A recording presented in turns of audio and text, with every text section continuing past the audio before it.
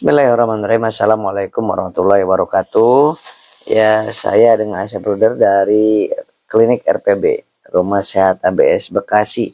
Ini sahabat-sahabat, sekarang banyak sekali yang mengalami mengganjal di leher, sesak nafasnya, kayak nggak nafas kayak nggak sampai full gitu kan. Kemudian mata buram. Nah, kemudian yang terjadi di tangan gemetar, keringat dingin. Nah, itu psikosomatis.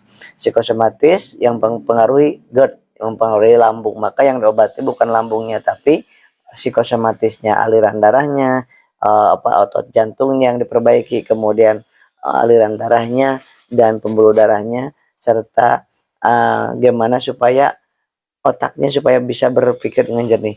Nah, dengan apa? Dengan Habsro dan Kalsi. Habsro dan Kalsi ini adalah untuk memperbaiki secara fisik dan secara psikis.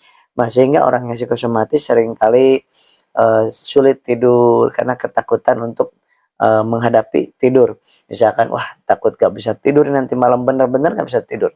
Nah, kemudian bagaimana nih rasanya kok nggak nyaman di lambungnya, kemudian cepat lelah, cepat lesu.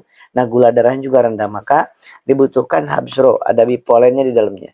Bipolen itu adalah sumber energi, sumber tenaga. Kemudian ada Habatus Sauda.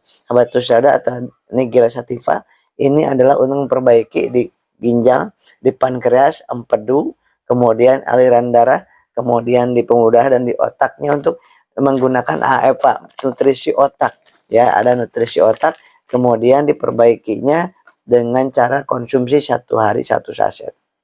Nah, ada lisinnya juga di kalsi ini, adalah untuk memperbaiki di pencernaan enzim lisin.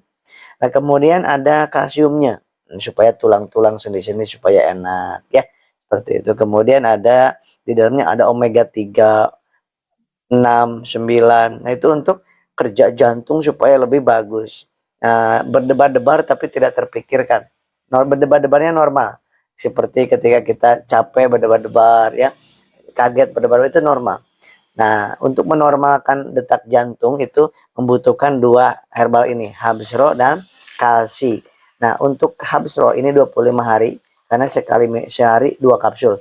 Nah, kalau misalkan Kalsi ini sehari 1 saset. 1 saset malam saja. Orang psikosomatis itu harus dipahami bahwa terjadinya 88% dari memori yang karena panik, ketakutan, kecemasan, kekhawatiran. Maka stop mencari-cari tahu tentang penyakit, mencari-cari tentang tanda-tanda penyakit, tanda-tanda kematian, stop. Tentang gaib, stop. Nah, cari tanda-tanda Allah sayang kepada kita. Dengan dikasih sakit, Allah untuk menggugurkan dosa kita, meningkatkan derajat kita, dan menambah rahmat dari Allah Subhanahu wa taala. Jadi sakit itu Allah sedang sayang sama kita. Sakit itu supaya kita terhindar dari dosa. Kalau sehat kita, mungkin kita sedang berdosa saat ini. Mungkin sedang bermaksiat saat ini. Maka dengan dikasih sakit, hikmahnya adalah kita bersabar, kemudian kita berzikir, kita sholawat 1000 kali sehari minimal. Sholat hajat setiap hari atau malam 2 rakaat minimal. Minta kepada Allah. Nah, ikhtiar kita dengan herbal ini. 2 macam herbal ini udah cukup. Habsro sama Kalsi. Nah, untuk 1 bulan cukup ini 1 botol. Kalsinya 3 box. Nah, 3 box ini adalah 10, 1 box 10 hari. Kalau 30 hari berarti 3 box gitu ya. Banyak yang ngambil paket 1 bulan. Bahkan ada yang paket 2 bulan. Paket 2 bulan itu berarti 2 box 2 botol Habsro, 6 box Kalsi.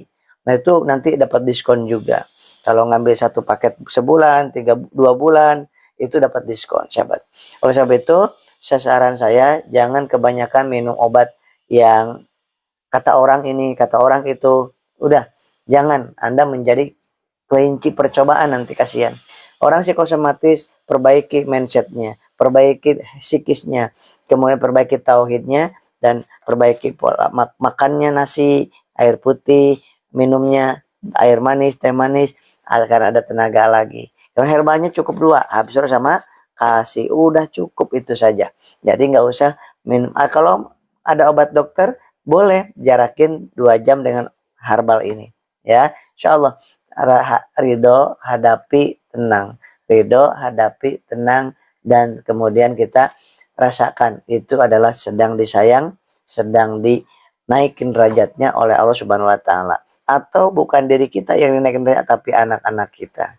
Nah, oleh sebab itu ini adalah video yang sangat berguna. Kalau ini berguna maka boleh di-sharekan, dibagikan ke grup-grup yang kena anxiety, yang grup-grup kena GERD, yang grup-grup kena lambung dan psikosomatis. Ingat, penyakit lambung ada dua. Penyakit lambung biasa karena medis aja, beda pengobatannya dengan penyakit lambung karena psikis, karena psikosomatis ya. Kalau karena psikosomatis kaitannya dengan gula darah, kaitan dengan nasi, kaitan dengan herbal dua macam ini ya, kaitan dengan tauhid, kaitan dengan informasi-informasi yang menakutkan, hindari. Tapi kalau lambung, GERD, luka di lambung karena bukan dari psikis tapi hanya dari medis aja, luka aja, itu cukup dengan herbal ini aja sudah cukup. Makan bubur boleh, minum air putih boleh, nggak harus minum gula, ya kan? Ya, nggak banyak pantangan. Tapi kalau karena psikosomatis, banyak kena penyakitnya lambung, tetapi penyebabnya psikosomatis, maka itu beda.